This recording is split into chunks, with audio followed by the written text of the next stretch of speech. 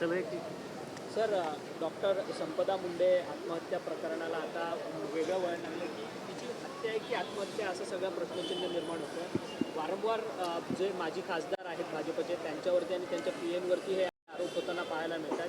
स्वतः पीडित कुटुंबियांनी शरद पवारांना एक पत्र लिहिलेलं आहे आणि या सगळ्या संदर्भाची चौकशी जी आहे ती कुठेतरी न्यायालयीन झाली पाहिजे निवृत्त न्यायाधीशांमार्फत अशी मागणी त्या पत्रामध्ये शरद पवारांना करण्यात आली आहे आणि शरद पवारांनी या संदर्भात मुख्यमंत्र्यांना बोलावं असं पीडित कुटुंबियाची मागणी आहे. नाही, मला तुमच्या माध्यमातून महाराष्ट्राला सांगायचं आहे की ती ज्या कुटुंबातून आली आहे त्या कुटुंबाची पार्श्वभूमी लक्षात घेण्यासारखी आहे. तिचे वडील ऊसतोड कामगार होते. ऊसतोड कामगार म्हणजे घरात काय गरिबी असू शकते याची म्हणजे 90% महाराष्ट्राला कल्पनाही नसेल. त्या घरातनं एक मुलगी शिकते, डॉक्टर होते आणि तिचा असा मृत्यू होतो, हा म्हणजे खूपच वेदनादायी आहे, खूपच वेदनादायी. आणि त्यामुळे ह्याच्यात कुठेही लफवाछप्पी होऊ नये, ह्याच्यात कुठेही राजकीय दबाव येऊ नये असं महाराष्ट्रातील प्रत्येक आईवडिलांचं मत असेल, महाराष्ट्रातील प्रत्येक नागरिकाचं मत असेल. आणि त्यामुळे जर त्यांच्या कुटुंबियांनी मागणी केली असेल की ह्याची न्यायालयीन चौकशी झाली पाहिजे, माझं तर म्हणणं आहे की ह्याचं कोर्ट मॉनिटर्ड इन्व्हेस्टिगेशनच झालं पाहिजे. म्हणजे कोर्टाने सुमोटो ह्याच्यात यावं. तिच्या आईवडिलांकडे कोर्टात जाण्या एवढा पैसा पण नसेल बिचाऱ्यांकडे.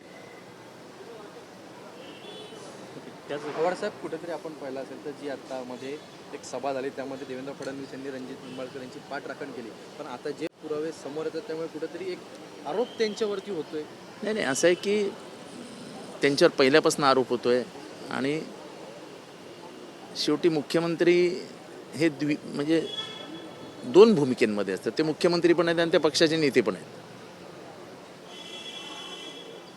त्याच्यामुळे सध्या तरी रणजित निंबाळकर हे संशयाच्या भोवऱ्यात आहेत, हे कोणीही नाकारणार नाही.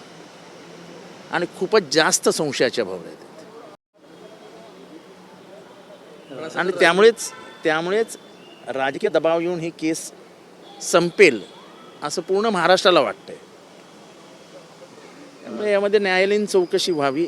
म्हणजे न्यायालयात एखाद्या निवृत्त न्यायाधीशाच्या मार्फत ही संपूर्ण चौकशी व्हावी, तरच त्या गरीब पोरीला, गरीब कुटुंबाला न्याय मिळेल. नाही तर ते कुटुंब लढू शकत नाही.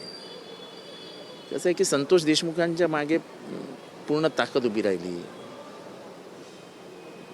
सूर्यवंशींची केस अशीच गेली, गणेश शिंदेची केस अशीच. ह्या इन्स्टिट्यूशनल किलिंग्स ज्या होतात, म्हणजे ज्या संस्थात्मक हत्या होतात आणि ज्याच्यात कुठेतरी सरकारी हात असतो, तिथे सरकारी हस्तक्षेप शेवटी होतोच आणि त्या केसेस कुठे जातात ते नंतर कळतच नाही.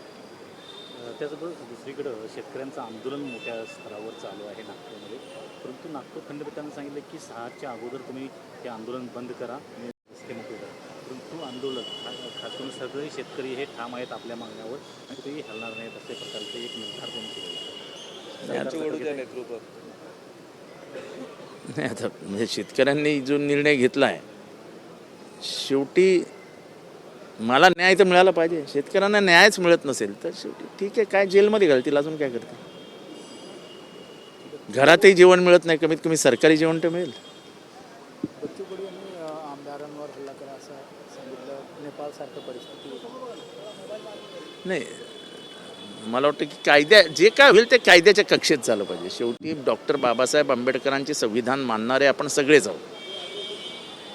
असे हल्ले करा, जाळपोळ करा असा विघातक सल्ला म्हणजे मला वाटत नाही बच्चू कडू असे काही बोलले असतील, रागाच्या भरात काही बोलले असतील. पण बच्चू कडू हे डॉक्टर बाबासाहेब आंबेडकरांच्या संविधानाला मानणारा नेता आहे, आंदोलनातनं जन्माला आलेला नेता आहे. थोडासा आंदोलनातनं जन्माला आलेला नेता थोडासा पेटून उठतो, पण तो संविधान हातात घेईल असं मला वाटत नाही. म्हणजे ते बच्चू कडू तसे नाहीत.